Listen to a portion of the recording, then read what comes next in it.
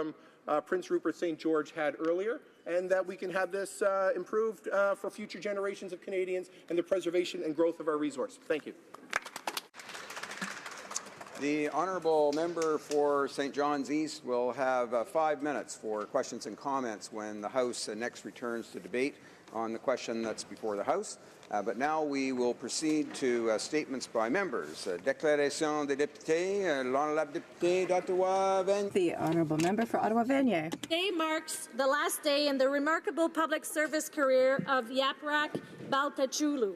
Since joining the public service almost 30 years ago, her smarts, her drive, and her style of servant leadership have led her to hold senior positions across government, including Deputy Secretary to Cabinet at the Privy Council, Deputy Minister of Agriculture, Deputy Minister of Transport, Deputy Minister of Infrastructure, and since 2012, Secretary of the Treasury Board.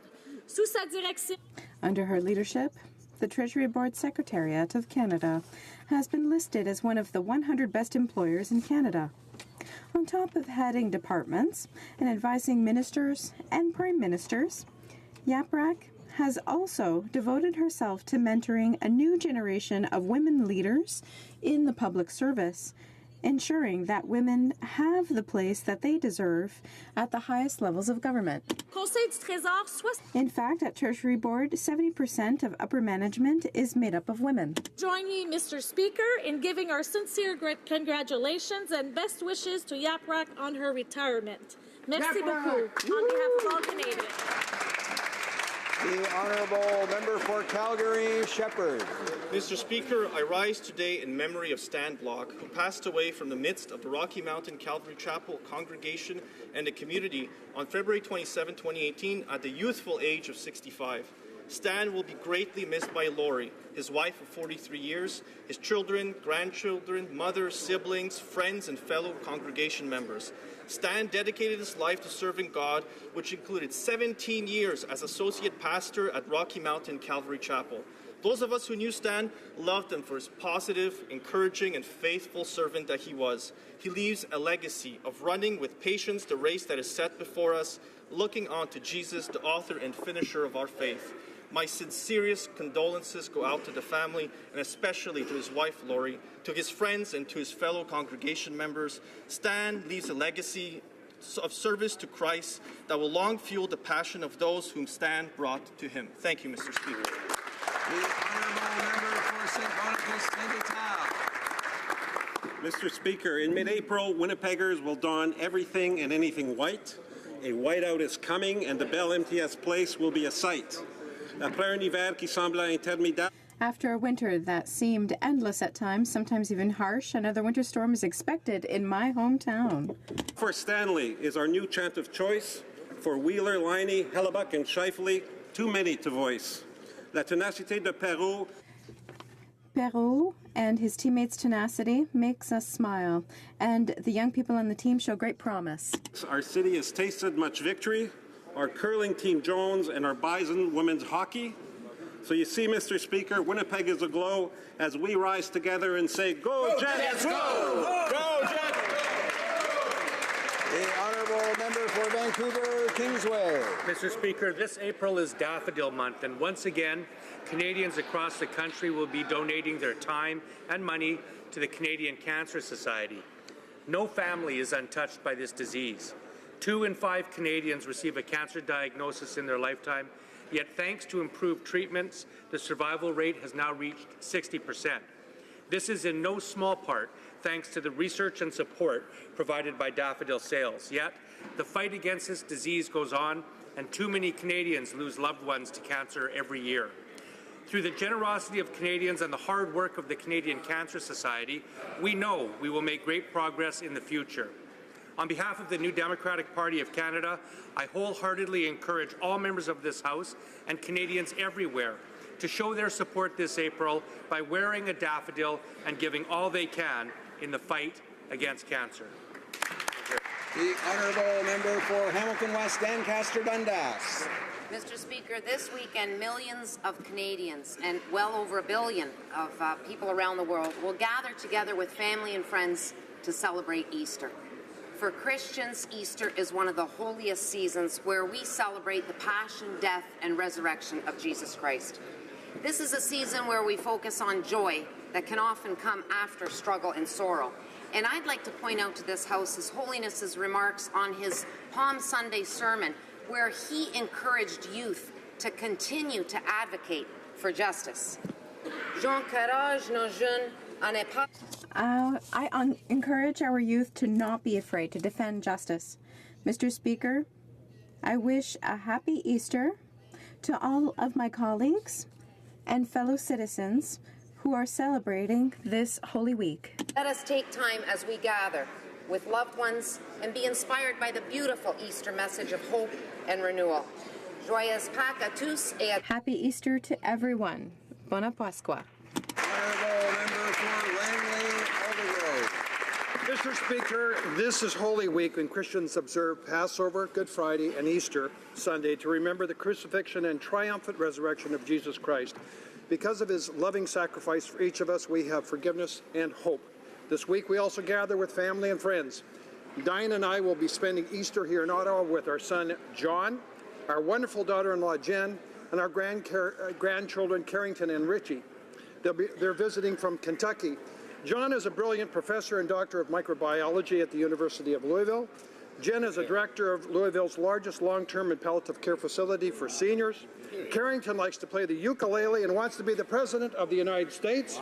Richie is very smart, collects eggs from the chickens on their farm, and is actually a superhero. I know they will enjoy their visit here in Canada's Parliament. This is a very special weekend, and our family wishes each of you a very wonderful Easter.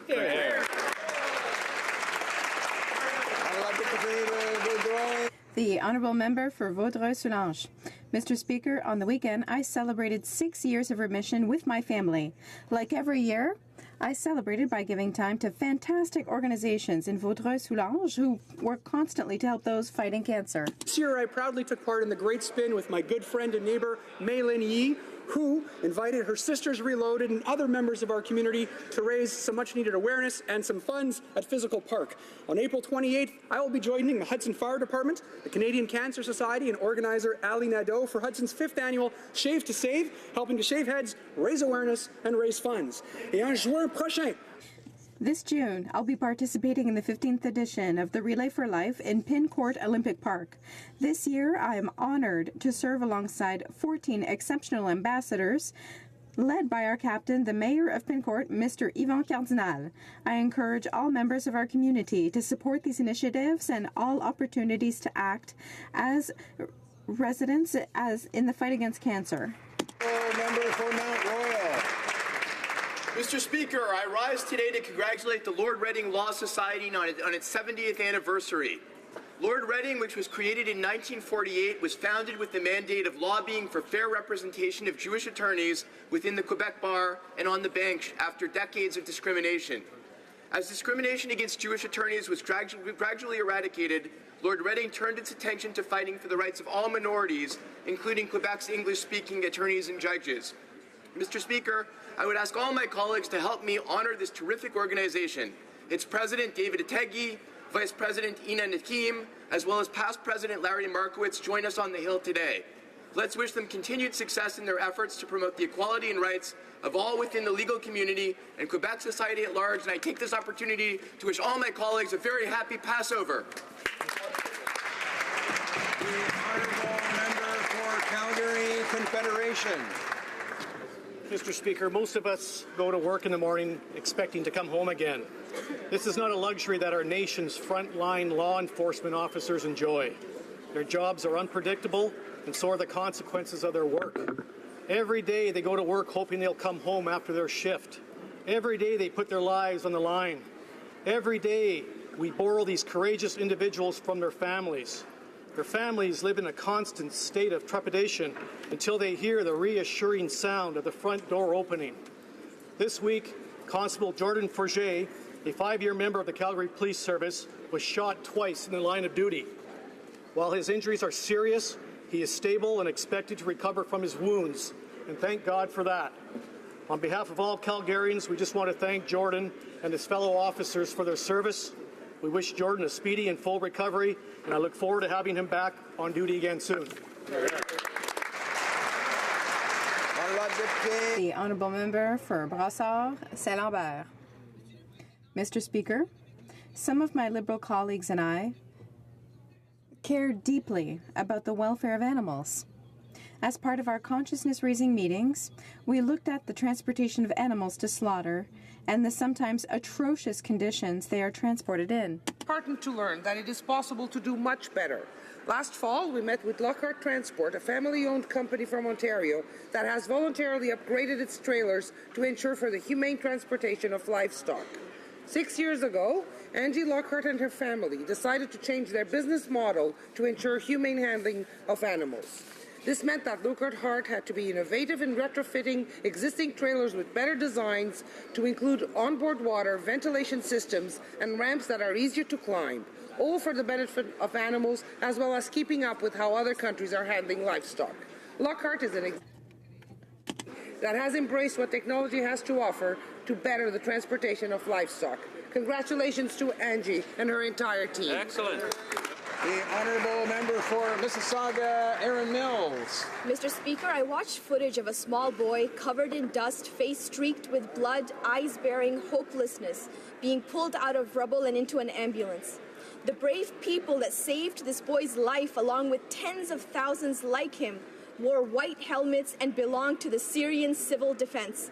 They are a team of 3,700 civilian volunteers who devote their lives to helping vulnerable Syrians in conflict areas.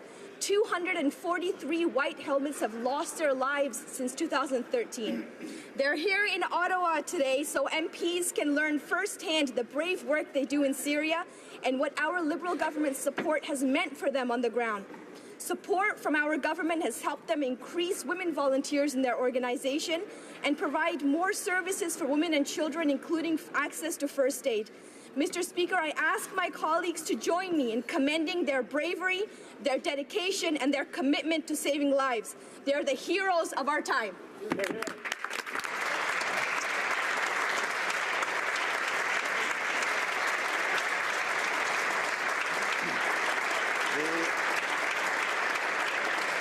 The Honourable Member for Niagara Falls. Thank you, Mr. Speaker. It's my privilege to rise in this House today to pay homage to a great Canadian, Peter Monk. Yesterday, we learned of his passing at the age of 90.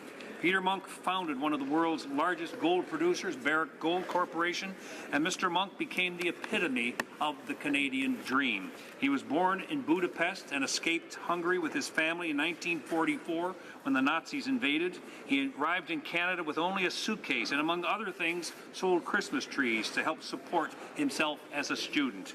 One of his most famous quotes was, "You can create wealth, you are entitled to the joy of this creation, but ultimately society makes it possible and this wealth should flow back to society." He lived by that philosophy, Mr. Speaker, and donated over $300 million to worthy causes and institutions over his lifetime. We extend our thoughts and prayers to his wife Melanie, their children and grandchildren. He set the gold standard for the rest of us, Mr. Speaker, and he will be sorely missed.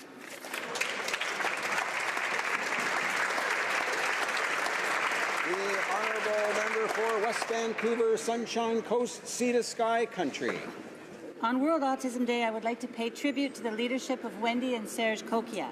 When seeking a diagnosis for their son over 20 years ago, Wendy and Serge came to believe that every individual and family in BC affected by autism should have access to state-of-the-art resources for assessment, treatment, education support, and research for full lifespan needs, from diagnosis to being a senior citizen. Now, the Pacific Autism Family Network and generous partners have raised over $32 million. Over 60 organizations bring essential resources together in one very special building and through satellite locations across BC. This year, an additional $11 million in Budget 2018 added the Autism National Resource and Exchange Network. West Vancouverites like Wendy and Serge Kokia and Jean and the late Michael Lewis and many, many more are tireless and give so much. It is with gratitude that we celebrate all of the families on World Autism Day. Thank you. The Honourable Member for Kootenay, Columbia. 2 months ago, a reporter from the Hill Times stopped me outside the House of Commons and asked a question. Prince Harry and Meghan Markle are getting married, she said. Do you have any advice for them? Yes, I said, learn to cut each other some slack. Is that what you do for your wife? She asked. No, I said, just the opposite. I would not be here if she didn't cut me an incredible amount of slack. Being here in Ottawa 6 months of the year and away from home much of the time when we're in our ridings requires incredible sacrifices by our families. We miss special occasions, day-to-day household crises, conversations, and hugs, to name just a few. We do it because we all want a better Canada and we all want to serve our constituents well, but it does come with a personal cost. So to my family, Audrey, Sean, Kelly, Adrian, and Lolita, thank you for your love and support. And to the families of all members, thank you for cutting your favorite MP a lot of slack and for sharing them with us, with your constituents, and with all of Canada. You are very much appreciated. Hear, hear.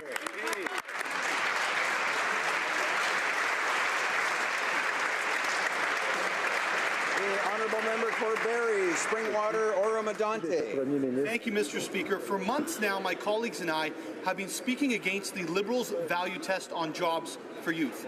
I'm happy to see that the minister intends on scrapping it. By getting rid of the attestation, they have admitted that they were wrong about this in the first place. But so far, nothing has been done to fix the situation for this year. I've met with hundreds of organizations since last December, and they're all saying the same thing. There will be thousands of underprivileged youth who don't get to go to summer camp this year. There will be thousands of university students without summer jobs this year. There will be thousands of homeless people who don't get the same shelter support this year. There will be thousands of impoverished seniors who won't receive health care support this year. The government needs to act now to make sure that the youth this year have the same opportunities they have each and every year before them. Thank you, Mr. Speaker. The honourable member for London West. Mr. Speaker, today I would like to take the time to congratulate Wynne Gillentz on being a recipient of the 2018 Governor-General's Award in Visual and Media Arts. These awards celebrate the remarkable careers of individuals in the Canadian visual and media arts community. Wynne Gillentz is a London, Ontario artist whose work provokes, questions, and investigates the nature of our humanity. His work has been exhibited widely in Canada, the United States, and Europe, and will be on exhibition at the National Gallery of Canada beginning today. His is an incredible 40-year-long career that deserves to be known and appreciated.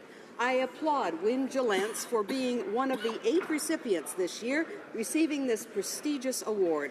I know your work will continue to engage and inspire audiences around the world. Thank you, Mr. Speaker. Oral questions. Questions orales. The Honourable Opposition House Leader. Elected in 2015, the Liberal MP for Brampton East entered into a business relationship with a local businessman receiving pay from him. Even though there is a clear conflict of interest, the Brampton East member arranged to give his business partner privileged access to the Prime Minister and members of his cabinet while on the Prime Minister's disastrous trip to India. Why did the Prime Minister's office invite this individual on the trip to India when there is such a clear conflict of interest? The Honourable Government House Leader. Mr. Speaker, let's be clear on the facts. The member has consulted the Office of the Conflict of Interest and Ethics Commissioner on this relationship and will keep following their advice. As is common practice, the member invited a diverse group of more than 30 stakeholders to participate in events around the India trip. In this case, people who were interested in attending could fill out a form online through the Canada-India Business Council, which the individual in question also did. Thank you, Mr. Speaker. Honourable Leader d'Opposition. The Honourable Government House Leader. Mr. Speakers, the Liberals always seem to want to benefit their friends who are helping them and giving them money. The MP for Brampton East arranged for the person who is paying him to get access to the Prime Minister in India.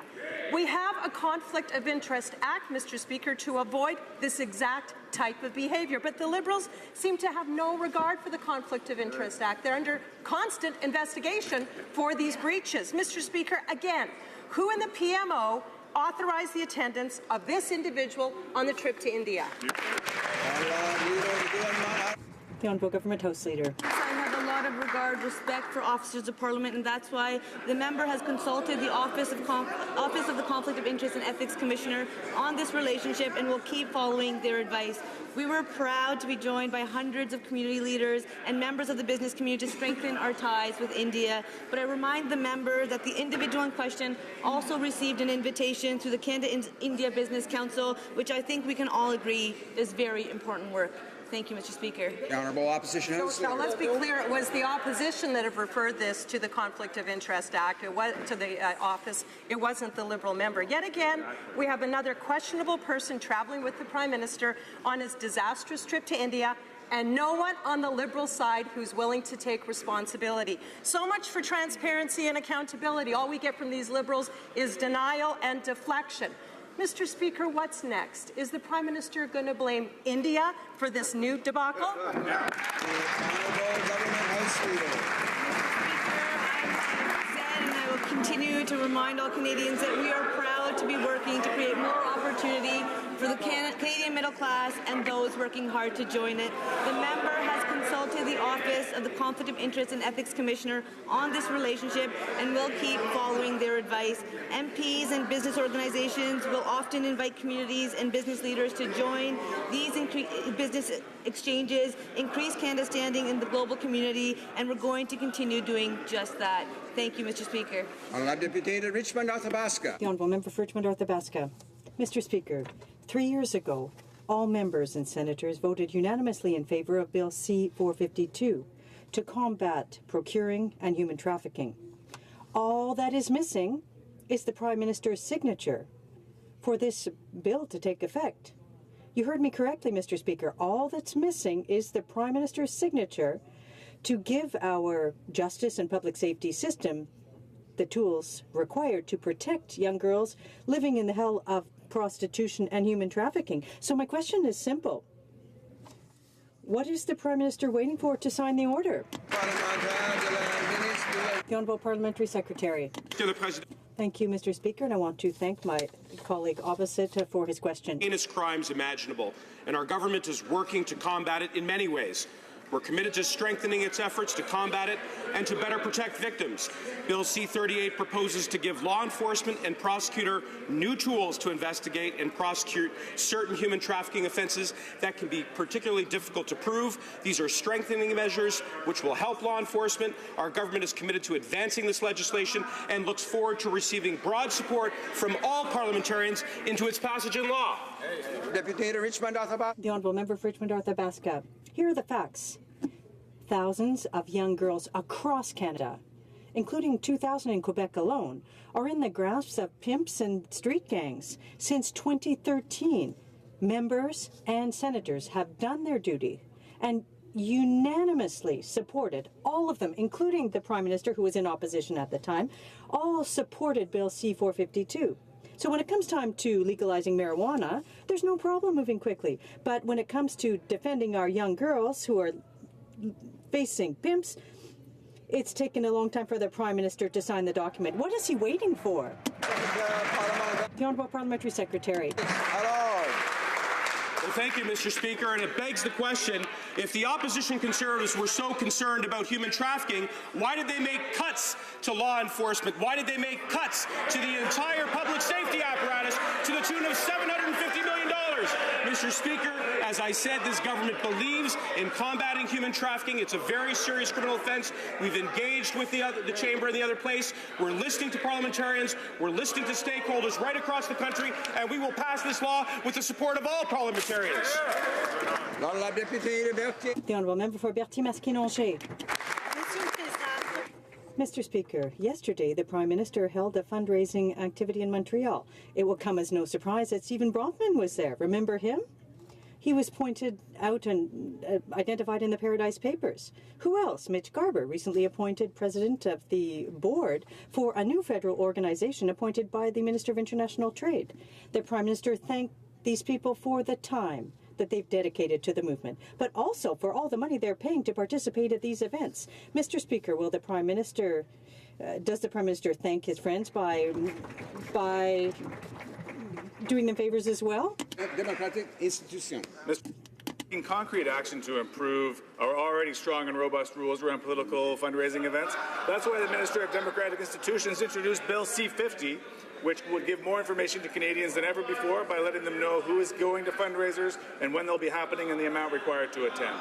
Canadians have a right to know and understand more than they do now about fundraising events attended by the Prime Minister, Cabinet Ministers, party leaders, and party leadership contestants. And we encourage all members in this House to join us in working to build a more open and transparent fundraising system for Canada. The Honourable Member for Timmins, James Bay. Mr. Speaker, there was a lot of chortling and the clanking of the champagne glasses at the Prime Minister's latest fundraiser for the billionaires when he said he was not only there to get maximum donations but to get tough on the 1%. So step forward. Exhibit A. Stephen Brockman raised $250,000 for the Liberals in 2 hours. When Brockman got named in the Paradise Papers scandal, the Prime Minister immediately intervened and said no investigation necessary. No investigation happened. That's the power of who you know in the PMO. Why is this Prime Minister using the highest office in the land to feather the nests of his Liberal donors?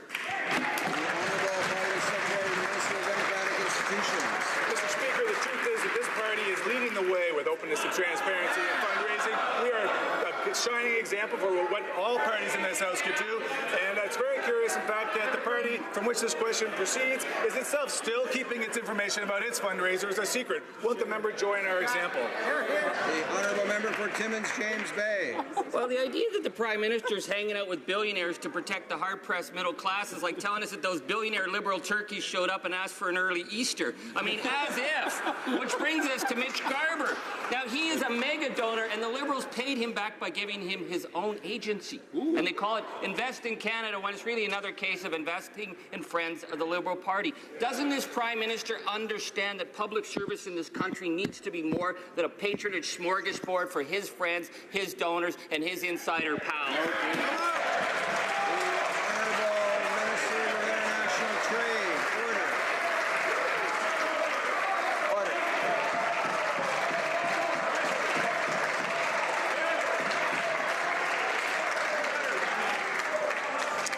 Honourable Member for Minister of International Trade. Mr. Speaker, I'm very happy that the member gave me the opportunity to talk about Invest in Canada, our new flagship investment and promotion agency in this country.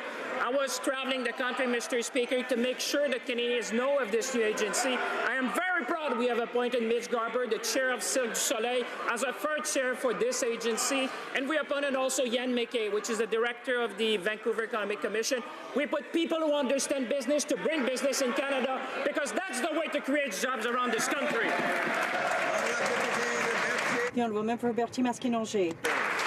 Mr. Speaker, Air Canada flight attendants have filed complaints against the airline for sexual harassment and discrimination. Although the airline claims it has zero tolerance for harassment, they have outright denied these claims. Air Canada now asks female attendants to wear dress uniforms in order to show more cleavage. And they told one gay flight attendant to stop prancing. Air Canada even dictates the color and type of underwear flight attendants can wear. This is disgusting. This is unacceptable. What is the government going to do to ensure that anti-harassment policies are both adopted and followed by Canadian industries in Canada? The Honourable Parliament Secretary to the Minister of Labour. Mr. Speaker, the member well knows that all members in this House believe that harassment of any type is unacceptable in the workplace or anywhere. As she knows, we put forward Bill C-65, which is legislation that will cover the Parliament Hill, the precinct. It was as well. It will cover the all federally regulated workplaces. Mr. Speaker, this is currently in committee. We're looking forward. We're accepting some amendments from all parties. It's going to be a strong piece of legislation. We committed to this in the past election, and we're going to... The Honourable Member for Calgary-Nose Hill. Mr. Speaker, on March the 1st, when the Public Safety Minister was asked why the Liberals will not let the National Security Advisors appear at committee, he said, "You are asking me to wade into a classified discussion. I can't do that." Then he ran away from questions to the elevator, quite conveniently. Today, and earlier this week, he said that none of the information given by the advisor to the media was classified. So on what day was he telling the truth? The Honourable Minister of Public Safety. All of them, Mr. Speaker. Mr. Speaker, I'm very glad to have the question because we'll be happy to discuss all manner of House committee work through the House leaders, which we can advance just as soon as the official opposition is fully briefed on all of the facts, classified and unclassified. Just let us know when they would like to get started, and all of that information can proceed.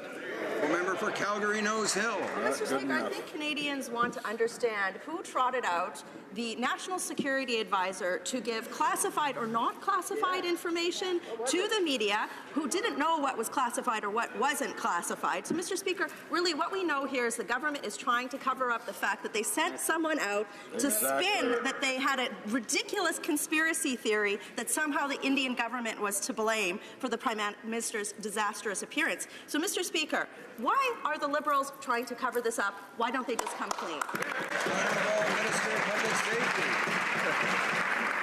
Mr. Speaker, by offering a full classified briefing is hardly covering things up.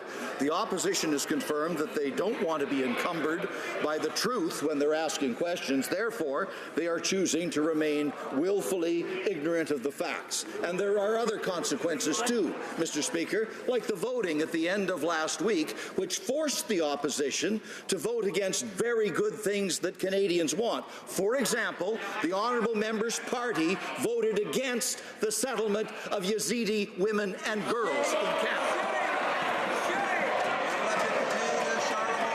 The honourable member for Charlebourg, Saint-Charles. Mr. Speaker, the minister.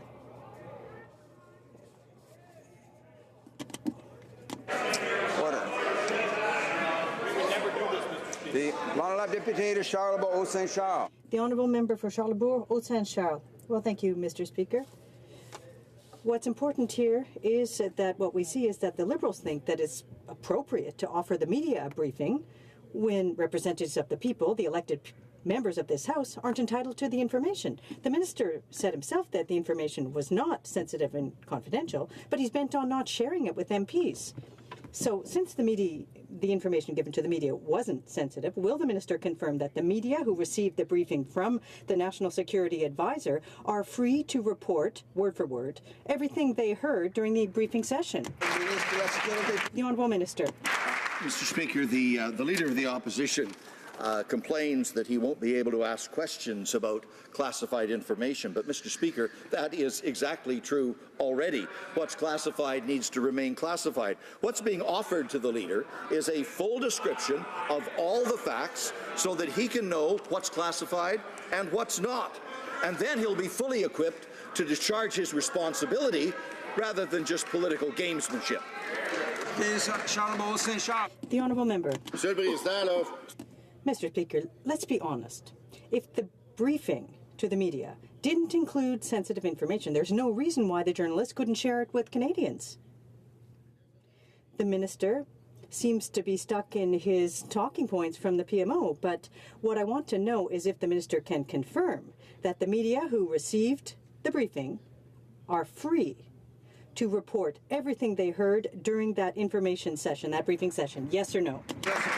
The Honourable Minister. Mr. Speaker, the opposition, the Leader of the Opposition, because he's a Privy Councillor, has been offered a full and complete briefing on all matters with respect to this situation, both classified and unclassified, so that he can be fully informed.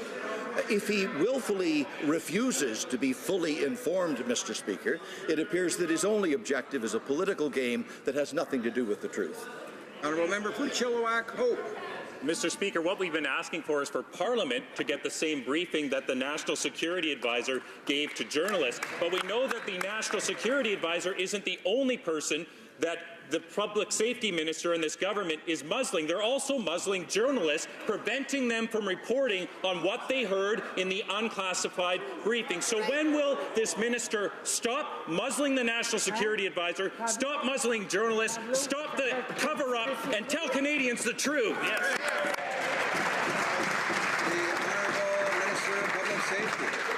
Mr. Speaker, only the Conservative Party would consider offering them a full brief of both classified and unclassified information so that they can know all the facts. Only the Conservative Party would see that as muzzling.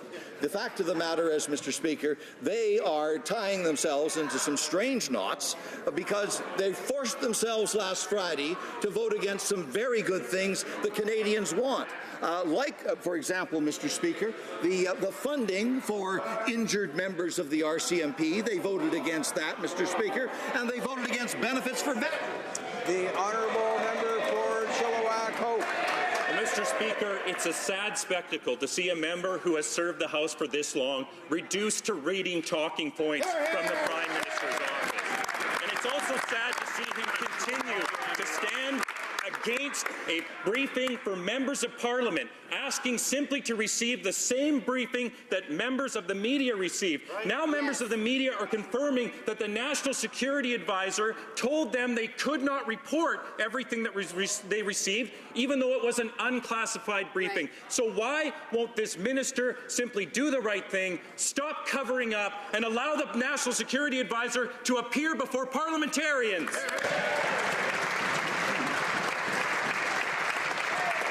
Honourable Minister of Public Safety. Mr. Speaker, as I said some moments ago, I'm very glad to have the question, and we can have a very good discussion about all manner of committee work, and that discussion will go on among House leaders.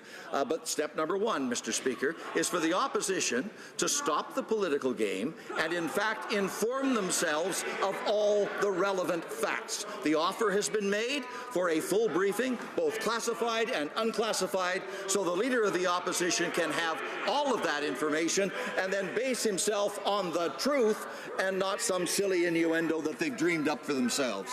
The honourable member for Elmwood Transcona. Mr. Speaker, we learned yesterday that as early as summer 2015, IBM was advising the government that Phoenix wasn't ready to go. So for those keeping score, that means departmental reviews, public sector unions, and the principal private contractor itself was saying Phoenix wasn't ready to go. Now, the Liberal Party has a rich history of going back on its commitments, Mr. Speaker. I'm thinking of electoral reform. I'm thinking of their promise on CEO stock option loopholes. Why is it the one time they could have used their great power of doubling back on their commitments to help Canadians, they passed up the opportunity? The Honourable Minister of Public Services. Mr. Speaker, IBM's testimony to the Senate committee last night confirmed that the Harper Conservatives blocked this program from the start. They de-scoped the project and ignored the advice of their contractors. The development of the request for proposal and award of contract for Phoenix was done by the previous government. We continue to work with IBM and will hold them to account to fulfill their obligations. To date, our government has invested $645 million to stabilize the pay system. Thank you. La députée de Jonquière. The honourable member for Jonquière. The government I shouldn't have mentioned, I should have said the Liberal government, not the Trudeau government, Mr. Speaker, but the Liberals could have and should have delayed the implementation of Phoenix. But we learned yesterday that IBM advised the government to delay the implementation of the system because the system wasn't ready. When we've got the employees, public servants, unions, and the company that designed the system telling you not to go ahead with it, then they need to be listened to. So why did the government decide to gamble with the salaries of thousands of workers despite that? The Honourable Minister. Monsieur le Président. Mr. Speaker, IBM's testimony before the Senate committee last night conserved that the Harper Conservatives botched this program from the outset. They de-scoped the project and did not take into account the views of their supplier.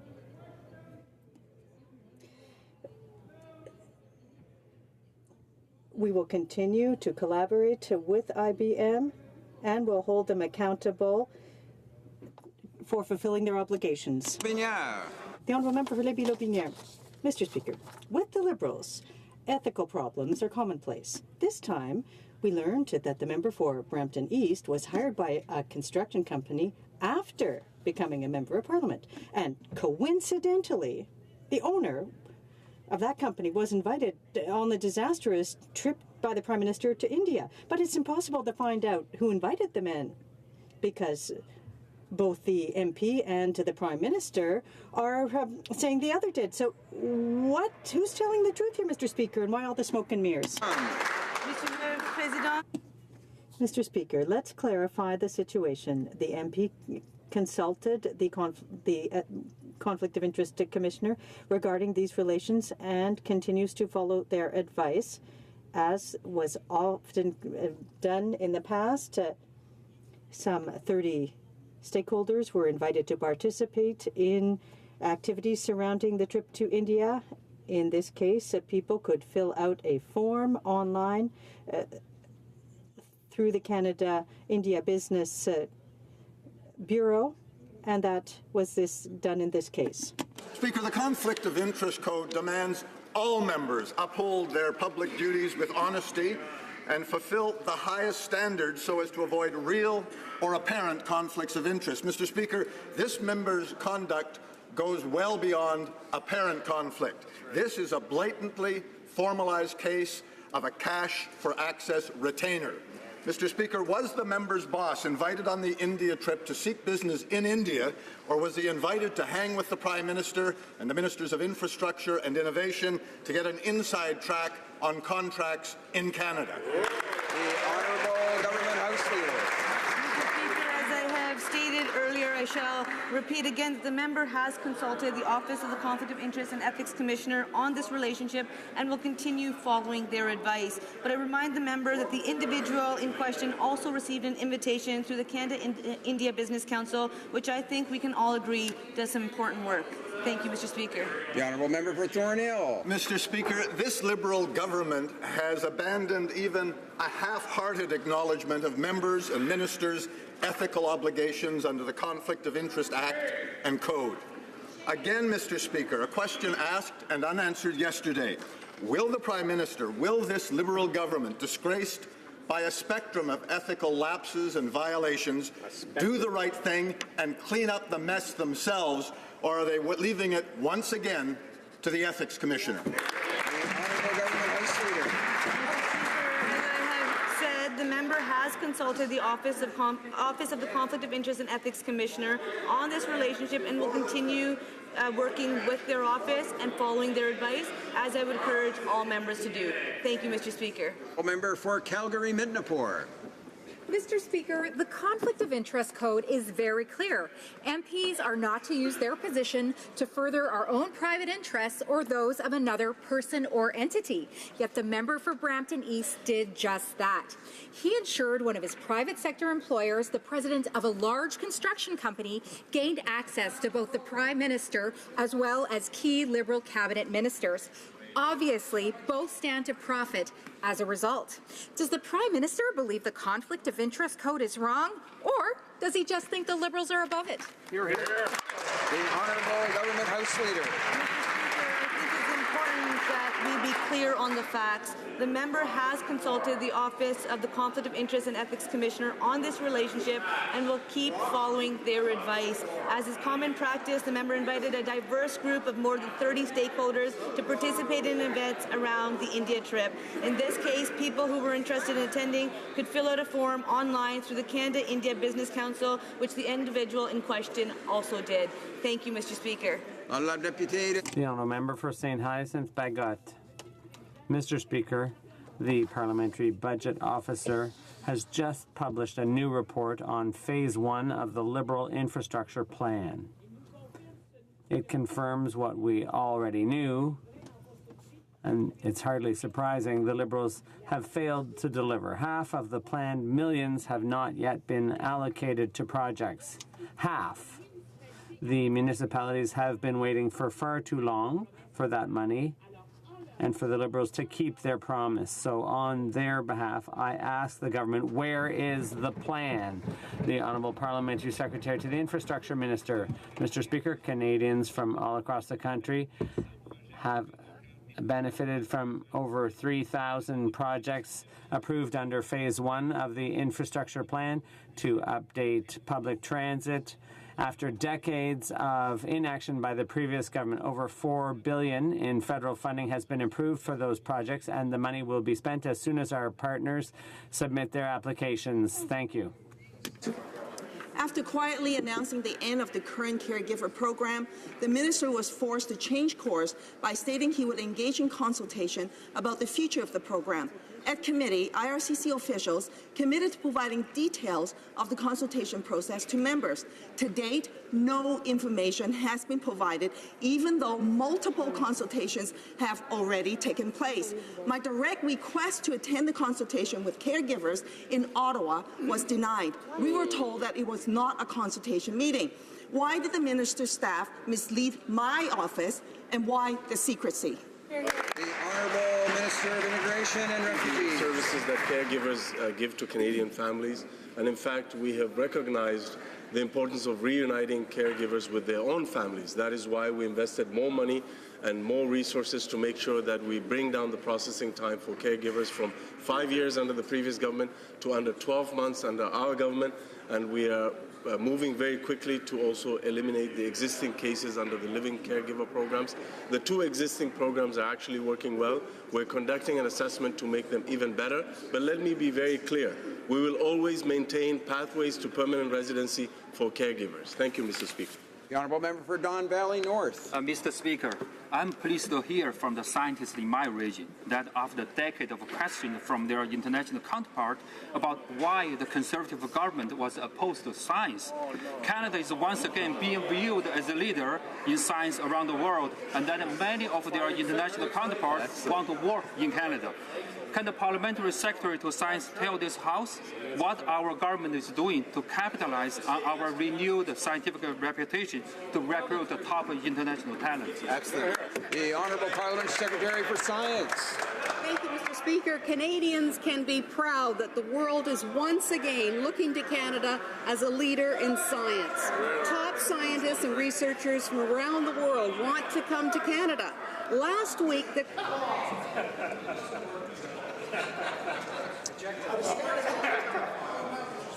I'm sure that all members would be interested to know the response from the Honourable Parliamentary Secretary for Science, and so we'll allow her to start again with her response, and we'll get going and go on to the next question. The Honourable Member. Thank you very much, Mr. Speaker. Canadians can be proud that the world is once again looking to Canada as a leader in science. Top scientists and researchers from around the world want to come to Canada. Last week, the Conservatives voted against investing to recruit the best and the brightest. We know that science and research help improve the lives of Canadians, and so the member from Don Valley North and the Liberal caucus voted for that funding. This morning, we were proud to announce the Canada 150 Research Chairs. We look forward to their exciting new breakthroughs. Thank you. The Honourable Member for Abbotsford. Well, this week, the government introduced a massive carbon tax on Canadians. Government official John Moffat called the tax a foundational element of the government's climate change plan. Yet last week, when the minister was repeatedly asked how much this foundational tax would reduce greenhouse gas emissions, she couldn't answer, and neither could her deputy. If the carbon tax is so important, how is it that the minister can't even tell Canadians what impact such a tax would have on carbon emissions? Parliament Secretary to the Minister of Environment and Climate Change. Thank you, Mr. Speaker. The pricing of carbon pollution is a key part of any serious plan to address climate change. Pricing pollution is a market mechanism that will reduce emissions and will drive innovation in this country. We believe that provinces and territories are best placed to design pricing systems that work for them as long as it meets the national standard. The design of the system will affect the amount of emissions reductions that are achieved. We will be, as we have said very publicly, reviewing all provincial and territorial systems later this year. Honourable Member for Abbotsford. Well, again, no answer. So let's talk about science. How is it a government that claims to be based on science and evidence doesn't have the foggiest clue of how harmful such a carbon tax would be to Canadians? Has the minister not done her homework? Does she not know how much emissions will go down under her carbon tax? Does she not know the devastating impact such a tax will have on our economy and the millions of jobs that hang in the balance? Don't struggling Canadians deserve to know if these massive new taxes will have any impact on reducing greenhouse gas emissions in Canada?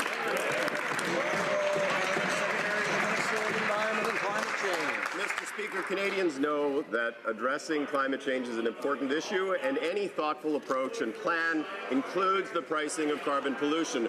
4 out of 5 Canadians live in jurisdictions that have shown the leadership to put into place carbon pricing systems. We are working actively with the provinces and territories who have primary responsibility for implementing these systems, and we will continue to do that because addressing climate change is something that we know is an important challenge that they did not address in 10 years in government. The Honourable Member for Portneuf-Jacques-Cartier. Mr. Speaker, this week the Commissioner of the Environment tabled an alarming report entitled Perspectives on Climate Change Action. The data was gathered between 2016 and early 2018 on this Liberal government's watch. The findings are clear. The Liberals have no plan. It's just a big show. Their promise on the environment, like in other areas, is another broken promise. Simple question. How much is their carbon tax going to reduce greenhouse gas emissions? The Honourable Parliamentary Secretary to the Environment Minister. Let's be clear, the Commissioner's report actually dealt with the period before the development of the Pan-Canadian Framework. It was an indictment of the climate policies of the previous government. We have put into place a plan that is focused on addressing climate change in a substantive way. The report that was issued in December 2017 by the United Nations showed that relative to the 2016 report, a 232 megaton reduction in carbon emissions. We are taking active and effective measures to ensure that we are addressing climate change in a thoughtful way. The Honourable Member for Dauphin, Swan River, Neepawa. What a ridiculous answer. Mr. Speaker, last week the Environment Minister refused to answer a very simple question in committee, so I will give her another chance. It's a truism that environmental programs should have specific and measurable outcomes. We know how much scrubbers on smokestacks reduce SO2. We know how much a wastewater treatment plant will improve water quality. It's shocking that the Liberals don't know how much a carbon tax will reduce emissions. Mr. Speaker, by how much will a $50 a ton carbon tax across Canada reduce our greenhouse gas emissions? And I want a number. Good question.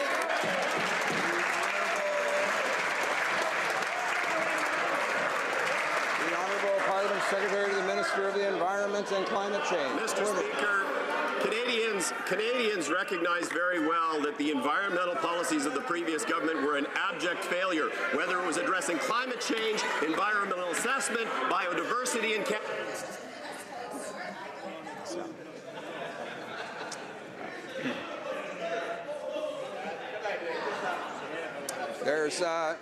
There's too much noise in the chamber. We have limited time, and so we'll continue again. The Honourable Parliamentary Secretary to the Minister of the Environment and Climate Change. Mr. Speaker, as I was saying, Canadians know that the environmental policies and the environmental legacy of the previous government was abject failure. They did not address climate change. They destroyed the environmental assessment process in Canada. They let the decline in biodiversity accelerate over the course of the 10 years in power. We are working very actively to ensure that environmental progress and economic progress go together going forward. The Honourable Member for Cowichan, Malahat, Langford. Earlier this year, in one of the most shocking and disturbing cases ever witnessed, BC SPCA officers attempted to rescue a severely emaciated dog standing in a pile of mud and feces. The collar was embedded in his neck, causing his head to swell to almost 3 times its normal size. When the collar was removed, it exposed an infected wound showing the dog's trachea and jugular vein. This case of animal cruelty has profoundly impacted my community. In 2016, the Minister of Justice made a commitment to review the animal cruelty provisions of the Criminal Code. I ask when she will honour that commitment. The Honourable Parliamentary Secretary to the Minister of Justice. Well, thank you, Mr. Speaker, and I want to first begin by expressing my sympathies to the honourable member and to his community for that loss. Our government believes that animal cruelty is an extremely important social issue that deserves a national conversation. Our government is reviewing issues pertaining to animal cruelty provisions, including expanding the definition of bestiality and the definition of animal fighting in the Code. We believe that animal cruelty should be balanced and protect animals from deliberate and unnecessary acts of cruelty while not interfering with legitimate animal use, including Indigenous animal harvesting rights. We look forward to working with the honourable colleague, as well as all members of this House, to achieve those goals. Thank you, Mr. Speaker. The Honourable Member for Longueuil. Saint-Hubert. Mr. Speaker, on Tuesday, the Quebec government had the courage that is lacking here in Ottawa. They decided to charge Quebec sales tax on foreign as well as Canadian digital platforms, including Spotify, Netflix, TV, and Illico. The Culture and Media Coalition congratulated the Quebec government, but is asking why Ottawa keeps taxing Quebec cultural companies, but not U.S. multinationals. The Prime Minister has to stop misinforming people. What is the Finance Minister waiting for? Why not do the same? The Honourable Parliamentary Secretary. The way Canadians access content has changed, and that has disrupted a number of business models. The benefits of the digital world are not shared equitably among web broadcasters and artists and creators. That is why we are amending the legislation to adapt to the new digital realities and the broadcasting world. We believe we need to protect our culture and Canadian content on all platforms. Thank you. Speaker, the Minister of Fisheries awarded a lucrative surf clam quota worth hundreds of millions of dollars to a group that didn't have First Nation partners in place. They weren't incorporated. They didn't have a boat or a vessel or a facility for harvesting. What they did have going for them were Liberal connections, including close family ties to this Liberal caucus. The people of Newfoundland and Labrador want to know why they have to lose their jobs so that this minister can look after Liberal insiders and close family friends. Parliamentary Secretary to the Minister of Fisheries and Oceans.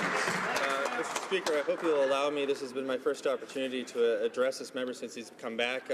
How happy I am to see him in the House in good health. We plan to have dinners with our wives where we'll be able to reflect on how important our families and our health are to doing this job. With regard to this specific issue, when the previous government went through a very similar public process to access this fishery, they forgot to include Indigenous people. Mr. Speaker, our government has not forgotten Indigenous people. The Honourable Member for Mégantic-Les-Sables. Mr. Speaker, this government has been a total failure on agriculture. The minister didn't defend them when the health minister revised the food guide, nor did the minister defend them when the Prime Minister had that disastrous trip to India and failed to settle the crisis around pulses. The result is that Canadian exports have dropped by almost 80%. What's the Agriculture Minister waiting for? Why doesn't he call on the Prime Minister to be honest with Canadians, admit that the conspiracy theory is a farce and has disastrous consequences for farmers? To make sure that the millions of dollars that the Harper government cut from science is renewed. In fact, $100 million in agricultural science over the last two budgets have been implemented. $3 billion for the Canadian Agricultural Partnership, $75 million to increase trade. And I could go on and on, Mr. Speaker. What this government is going to make sure that the Canadian agriculture expands and meets the $75 billion of exports by 2025. Working with our great farmers and ranchers, we will do that, Mr. Speaker. The Honourable Member for Foothills. Mr. Speaker, it doesn't matter if our producers can't get their products to market and they don't have a market to sell it to. They have to understand there's very real consequences to the Prime Minister's disastrous trip to India.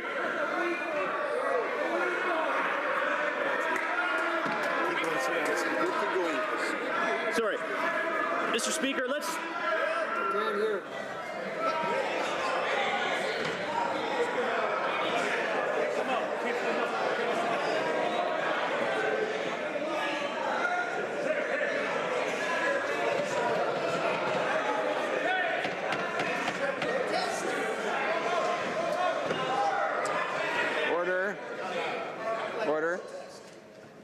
The Honourable Member for Foothills. Mr. Speaker, our pea exports are down 73%, lentils down 79%. India has increased tariffs and are implementing a fumigation fee. The CEO of a major pulse exporter said the trade crisis with India is the ultimate hammer. We have been hit on the head and we are bleeding. For the sake of Canadian pulse producers, will the Agriculture Minister insist the Prime Minister admit his India conspiracy theory is a farce?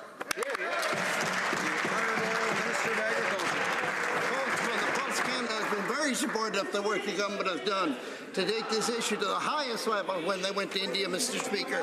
We're very disappointed, Mr. Speaker, in the way that the tariffs were implemented, but we're committed to working with our farmers and processors to make sure our industry grows. We're extremely concerned, as I said, with the way the tariffs were implemented, but we've continued to work with the Indian officials to make sure that we resume the trade in pulses. Thank you, Mr. Speaker. The honourable member for Dartmouth Cole Harbour. Mr. Speaker, on April 2nd, we will celebrate the 11th annual World Autism Awareness Day. On this day, Canada is joining the international community, hundreds of thousands of families and caregivers, and communities around the world that will wear blue in recognition of people living with autism. Can the Parliamentary Secretary to the Minister of Health please update the House on the government actions to help those affected by the various forms of autism spectrum disorder? Good question.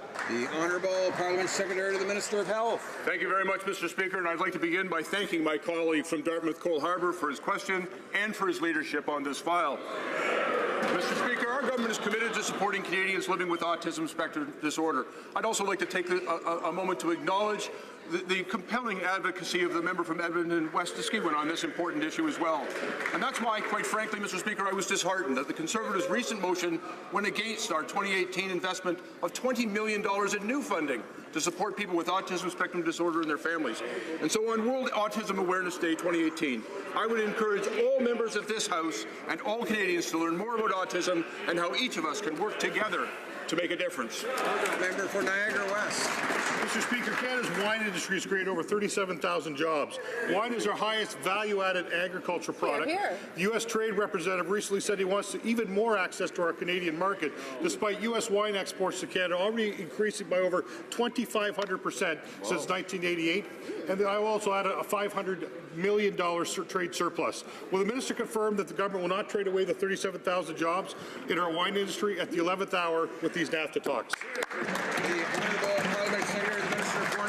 Mr. Speaker, the U.S. also has measures in place to promote and protect their own wine industry, including limited points of sale. And American wine already does very well in Canada.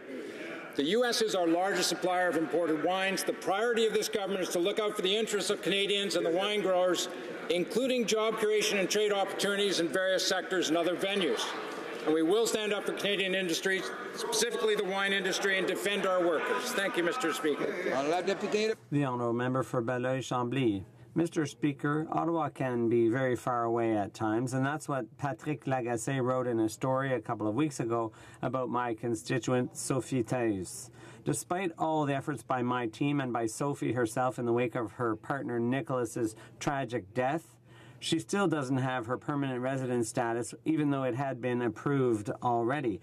The Prime Minister boasts about how compassionate his immigration system is, so will the Minister finally exercise his discretion and put an end to this suffering and allow Sophie to grieve and move on?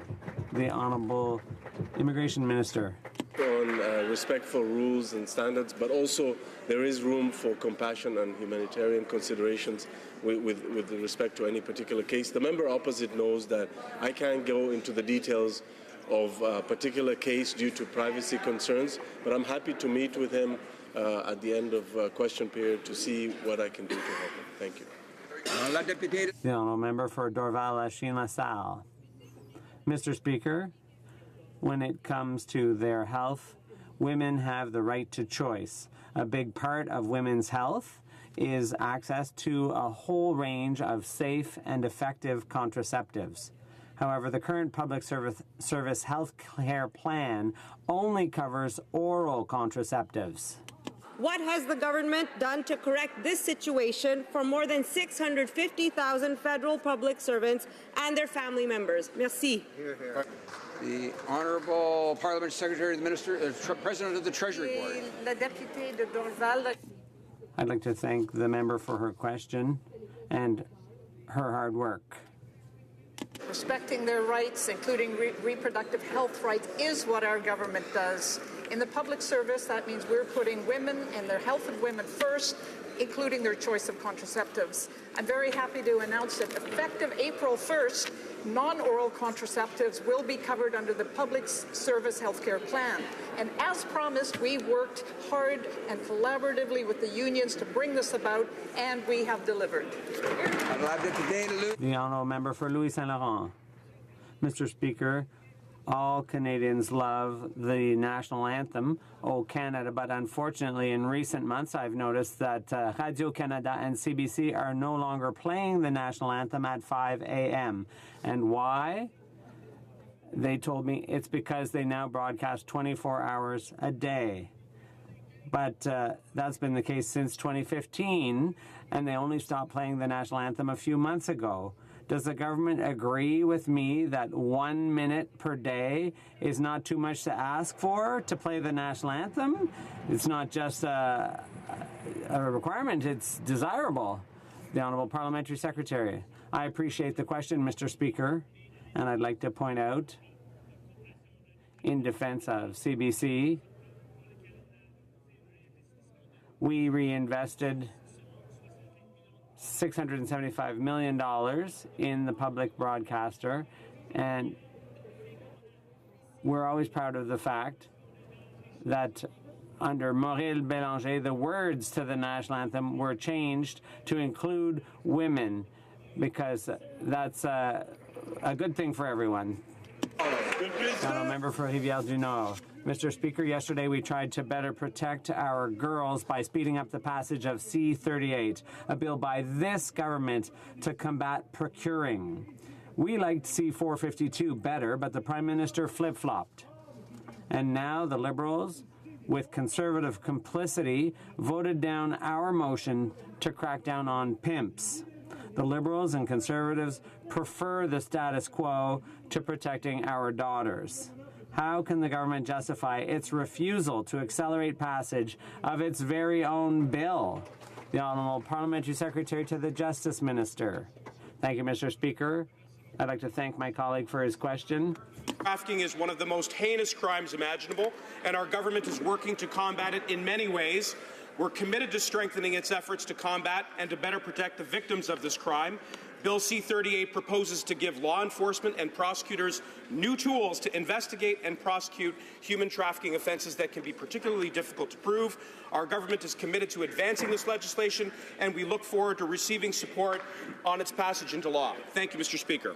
Honourable Member for Saanich Gulf Islands. Thank you, Mr. Speaker. I rise today, a Canadian company, indeed a Victoria, BC company, called Aggregate IQ, has been the subject of debate in the Palace of Westminster.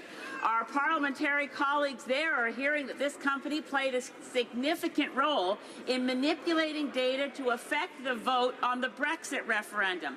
I want to know if the Minister of Justice or any of the relevant ministers can decide that we can help get to the bottom of this kind of shenanigan. It's illegal. It should be illegal. Can we get an inquiry into the activities of Aggregate IQ?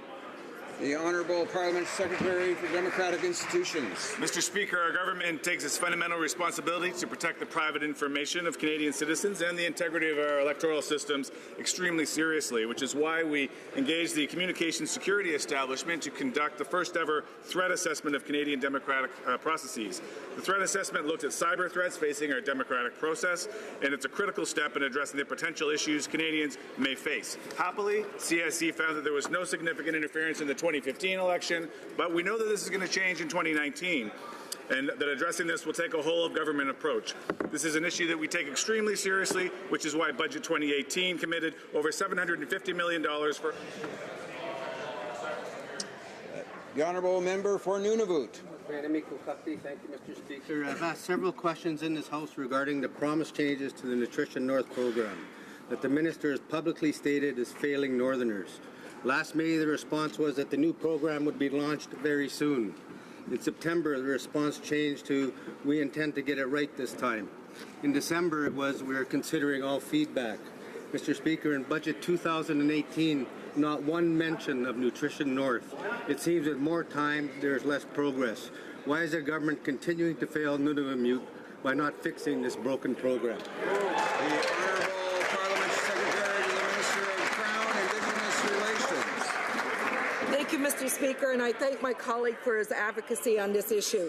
It is completely unacceptable that Northerners are still struggling to feed their families and pay the most extraordinary prices for food in Canada.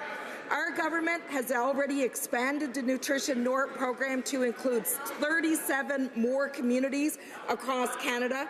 We have also increased the budget by $65 million over the next 5 years, and we are continuing to engage with those in northern regions to ensure that we can expand this program to ensure affordable access to food for all people in northern regions of Canada. This will conclude the question period for today. See, the honourable member for Louis-Saint-Laurent. Yes, Mr. Speaker. Radio Canada is no longer broadcasting to HoC Canada. I made an access to information request, and I'd like to table this document that gives the answers of Radio Canada explaining why they no longer broadcast HoC Canada on Radio Canada and CBC. The honourable member for Louis-Saint-Laurent, does he have unanimous consent to table the document? There is no unanimous consent.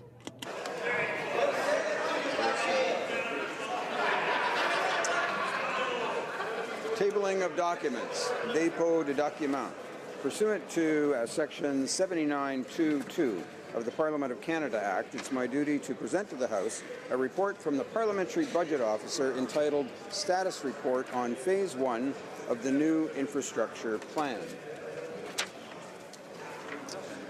Tabling of documents, the Honourable Parliamentary Secretary to the Minister of Foreign Affairs. Monsieur le Président.